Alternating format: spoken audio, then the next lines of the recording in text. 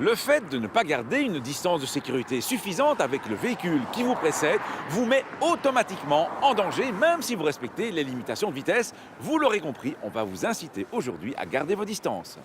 Le code de la route est peu bavard au sujet des distances de sécurité.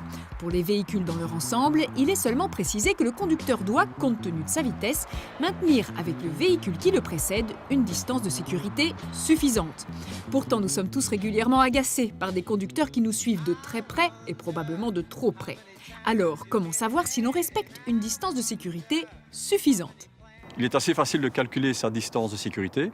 Donc c'est le principe des 2 secondes ou les 2 crocodiles.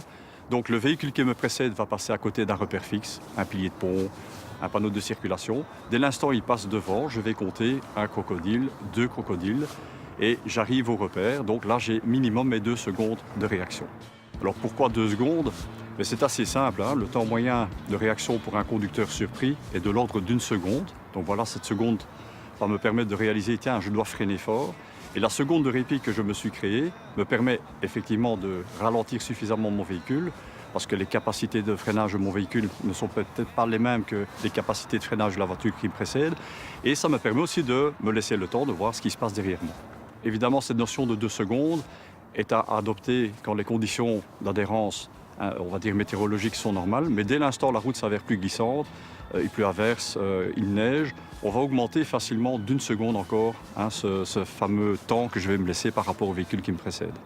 Tout simplement parce que je suis peut-être équipé de pneus hiver, mais la voiture qui est derrière n'est peut-être pas équipée de pneus adéquats, ou la voiture qui est devant moi a des meilleures capacités de freinage que mon véhicule.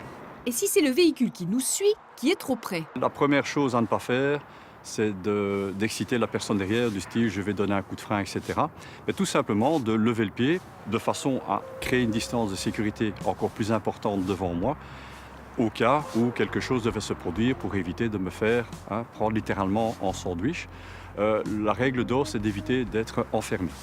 2 secondes équivalent donc à l'espace de sécurité minimal entre 2 véhicules. La première seconde correspond au temps moyen de réaction d'un conducteur normalement attentif et la deuxième seconde sert de réserve de sécurité, notamment parce que tous les véhicules ne freinent pas de la même manière. Voyons en image ce que donnent différents freinages à différentes distances de sécurité.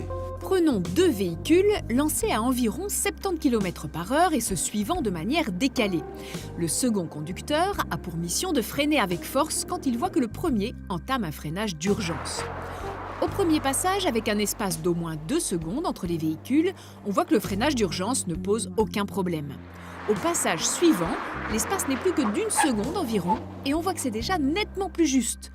Au troisième passage, avec un espace correspondant à moins d'1 seconde, on voit qu'il y aurait eu accident si les véhicules s'étaient trouvés sur la même ligne. Garder une bonne distance de sécurité est une notion qui n'est pas toujours bien présente dans l'esprit des conducteurs. C'est pourtant un point essentiel pour la sécurité et bon nombre d'accidents n'auraient tout simplement pas lieu si les 2 secondes ou les 2 crocodiles étaient bien respectés. Quelle est désormais la vitesse maximale autorisée sur le réseau secondaire en Flandre ? Pour rappel, depuis le 1er janvier dernier, la vitesse sur le réseau secondaire est passée à 70 km/h. Ça vise donc la vitesse hors agglomération et hors autoroute ou route du même type. Une vitesse inférieure ou supérieure peut être indiquée par des signaux routiers.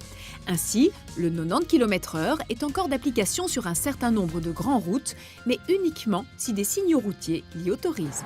À la semaine prochaine et d'ici là, bonne route!